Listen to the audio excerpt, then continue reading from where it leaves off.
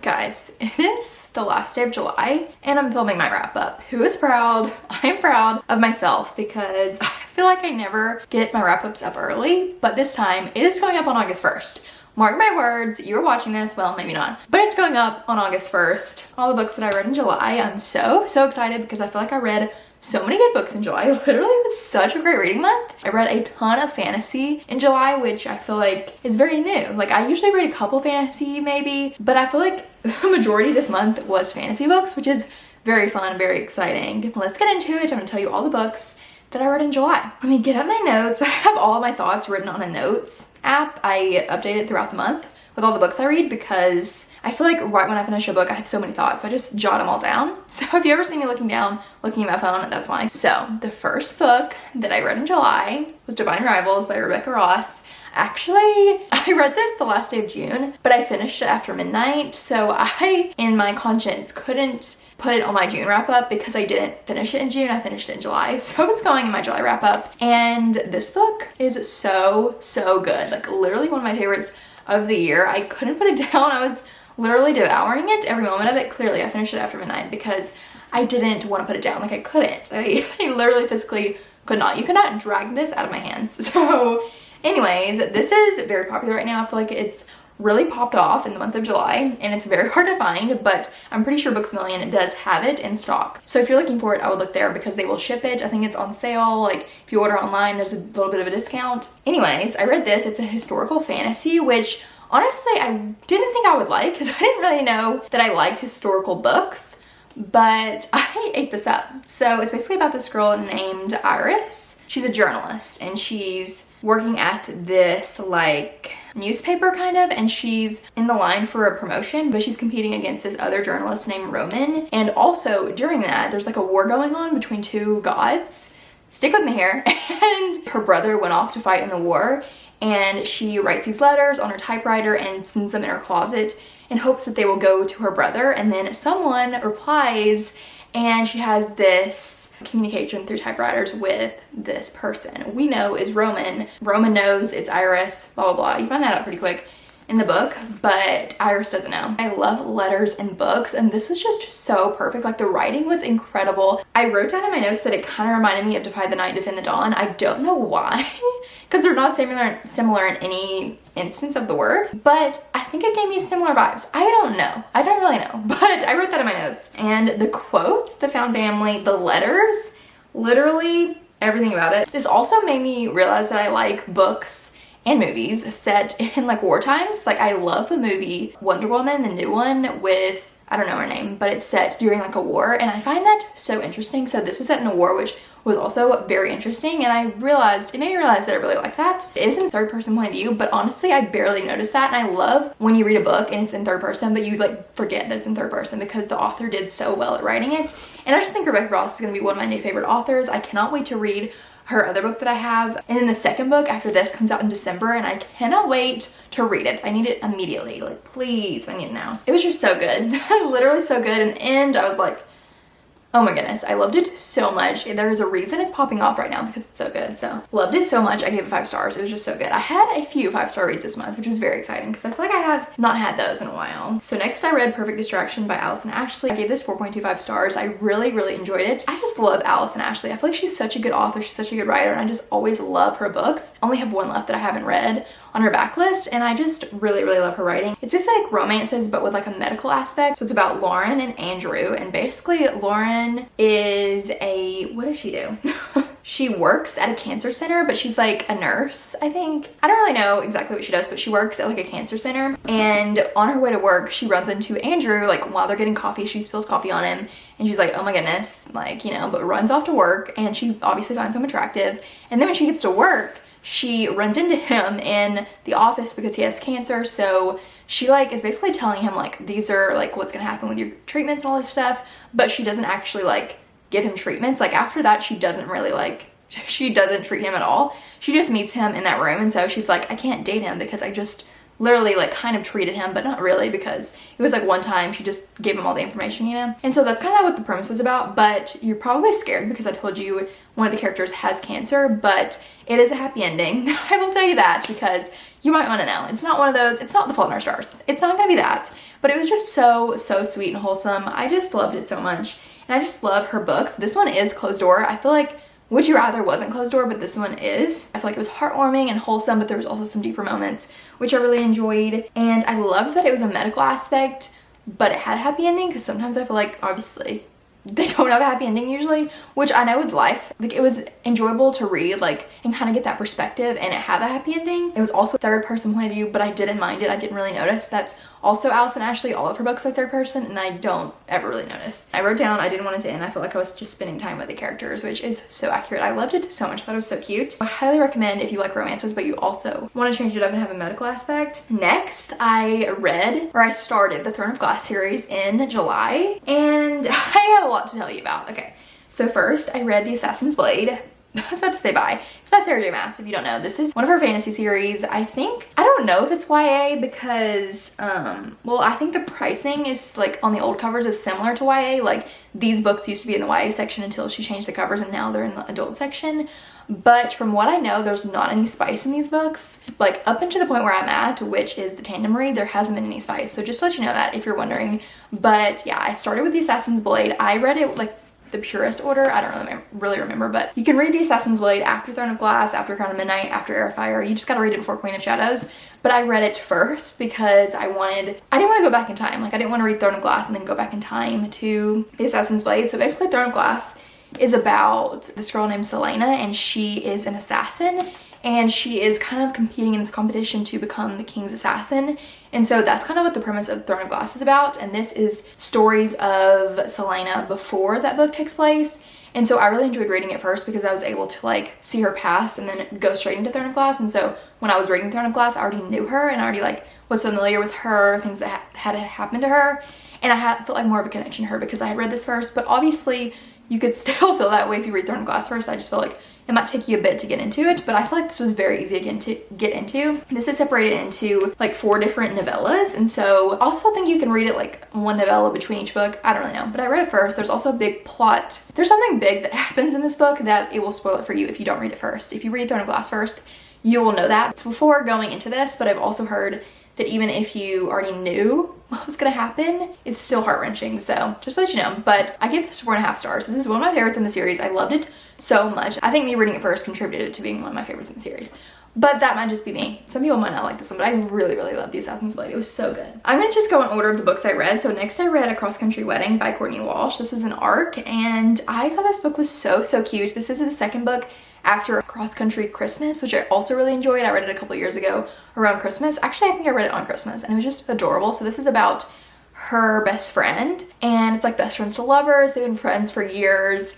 and it's just like so cute. But they're also like going across the country, obviously, for a wedding for the people in the first book. And so you just kind of see them road tripping, all that stuff, and it's just so sweet. And I didn't want to put it down. Like, I thought it was sweet and wholesome, and I really loved Simon, the main character, and it is closed door. It's very cute. Highly recommend. I don't know when it comes out.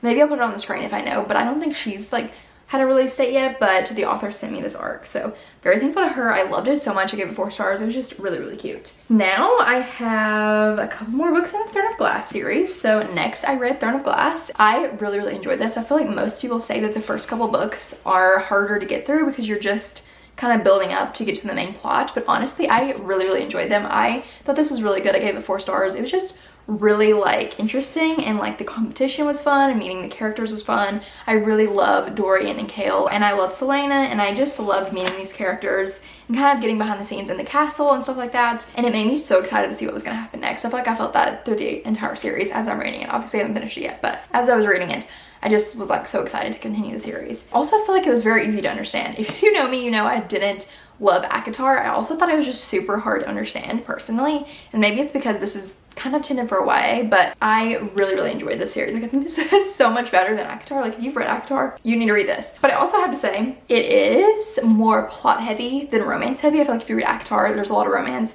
and there is definitely romance in these books, but it's very plot heavy. But I think the plot is so interesting. So next, let's move on. I read Crown of Midnight, which honestly is one of my favorites in the series. I love this one so much. It was literally so good. Like I tapped in so much because there's just so many sweet moments. I just loved Crown of Midnight. Like I literally, even though I love where the plot is going, like there's a special part in my heart that has Crown of Midnight because I just thought it was so good. I gave it 4.5 stars, but it's honestly like one of my favorites. Like when I think about the series, like moments in this book really just stand out to me, and I think it's so sweet. And there's also a big plot thing that happens at the very end of this book that you find out that, you know, takes you into Erifier, which is very fun. But I just thought it was so good. It was also like very, very interesting. There's a lot happening, and there's also like mystery aspects of it in Throne of Glass and this, and just like more things that you're finding out. I feel like in this book you find out so much information, which is very interesting to the plot. So I love this one. It was so good. So good. Next, I read You Deserve Each Other by Sarah Hogel, and I have to say I did not like this book very much. I was annoyed for most of it, which I have heard is pretty normal because it's basically about this couple that's engaged and they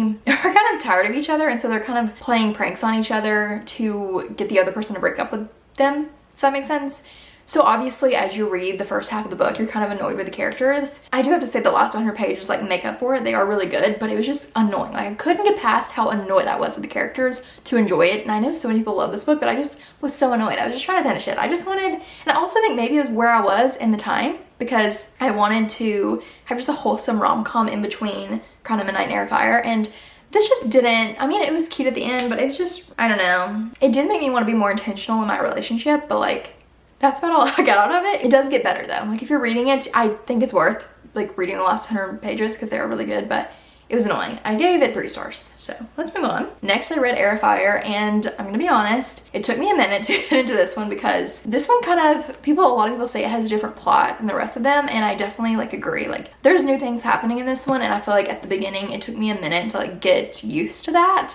And you're also introduced to a new character in this book who you probably heard of. And at first I was like, okay, you know, this person's okay. But by the end, I really started to like that person. And I really, really love that person as we continue the series. But as you can see where my tabs start, I feel like that's when the book really started to get good. And the end of this was quite wild and really set up the next book. I gave this 4 stars. A lot of people say this is their favorite in the series. It's not my favorite, but I did enjoy it. It just took a minute to get into it. But I do really love the characters, and it was fun to like see what they were all doing. It's third person point of view, but you're getting like multiple characters point of view. You know what I mean? Anyway, so I read that. And then I read The Roommate Pact by Alice and Ashley. Oh my goodness. I loved this book so much. I literally read it in like one sitting. Basically, I got it last Saturday because this book doesn't come out till August 1st. It should be out when you see this video, but it will definitely be out when you see this video. But my Books A Million put it out early, so I had to buy it, and then I binged it basically in a sitting. So I loved it so much. It's about an ER nurse, Claire, and she has a roommate, Graham,